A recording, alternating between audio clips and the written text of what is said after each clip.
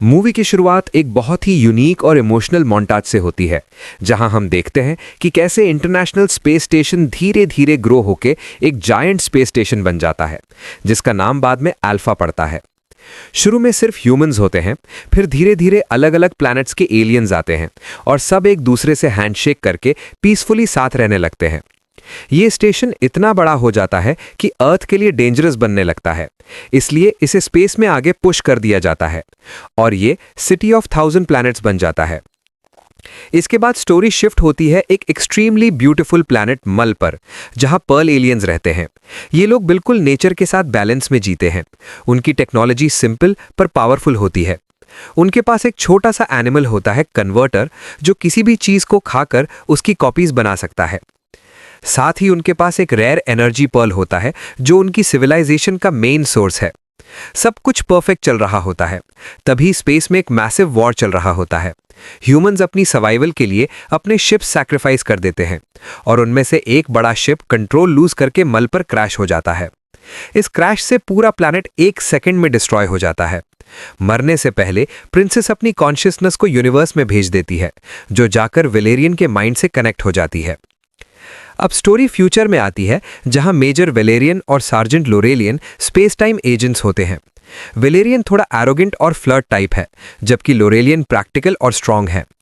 Valerian को बार बार एक unknown planet और एक लड़की के ड्रीम्स आते हैं, जो एक्चुअली मल की प्रिंसेस होती है।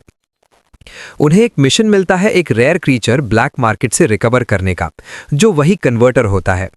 यह मिशन एक अमेजिंग बिग मार्केट में होता है, जो 2 डायमेंशंस में एग्जिस्ट करता है, रियल वर्ल्ड में डेजर्ट और पैरेलल डायमेंशन में एक फुल एलियन बाजार। एजेंट्स स्पेशल गॉगल्स पहनकर इनविजिबल वर्ल्ड में इंटरैक्ट करते हैं। यहां वेलेरियन क्रीचर ले लेता है और सीक्रेटली उसे बचाकर अपने पास रख लेता है। जब वो अल्फा लौटते हैं, तब एक डेंजरस सिचुएशन क्रिएट होती है। अल्फा के एक बड़े एरिया में रेडिएशन स्प्रेड हो जाता है और कमांडर अरुण फिलिट को एक अननोन फोर्स किडनैप कर लेता है। गवर्नमेंट बोलती है कि यह एक्सीडेंट है, लेकिन वेलेरियन को डाउट होता है। इन्वेस्टिगेशन के दौरान लोरेलियन को एक प्रिमिटिव एलियन ट्राइब किडनैप कर लेती है, जो उसे अपनी क्वीन बनाना चाहते हैं। वेलेरियन उसे बचाने के लिए एक शेप शिफ्टिंग एलियन बबल की हेल्प लेता है, जो अपनी एक्टिंग और ट्रांसफॉर्मेशन से गार्ड्स को कंफ्यूज करता है। रेस्क्यू के बाद बबल सैक्रिफाइस कर देती है, जो स्टोरी का एक इमोशनल मोमेंट होता है। जैसे जैसे इन्वेस्टिगेशन आगे बढ़ती है, वेलेरियन और लोरेलियन को सच पता चलता है कि अल्फा का forbidden zone actually destroyed planet मल का ही पार्ट है।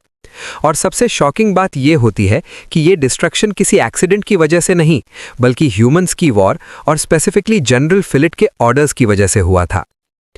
फिलिट ने अपनी गलती छुपाने के लिए सब रिकॉर्ड्स इरेज कर दिए और इस एरिया को रिस्ट्रिक्टेड डिक्लेयर कर दिया। इसी बीच रिवील होता है कि पर्ल्स एक्सटिंक्ट नहीं हुए।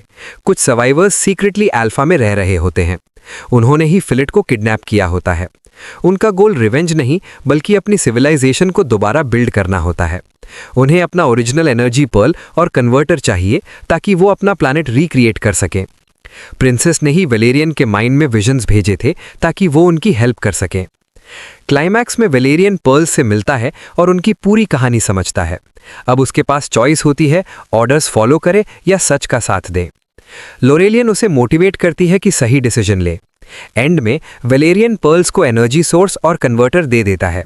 जब जनरल फिलेट उसे रोकने की कोशिश करता है, तब वेलेरियन उसका सच सबके सामने एक्सपोज कर देता है कि उसकी वजह से ही एक पीसफुल प्लैनेट डिस्ट्रॉय हुआ था। फाइनल में पर्ल्स अल्फा छोड़कर एक नए प्लैनेट पर अपनी लाइफ दोबारा शुरू करने निकल जाते हैं। वेलेरियन और लोरेलियन के बीच रिलेशनशिप भी इंप्रूव होता है और वेलेरियन एक इमैच्योर एजेंट से एक रिस्पॉन्सिबल हीरो बन जाता है। ऐसी ही मूवी एक्सप्लेनेशन देखने के लिए चैनल को सब्सक्राइब करके वीडियो लाइक कर दीजिए। मिलते हैं अगली वीडियो में।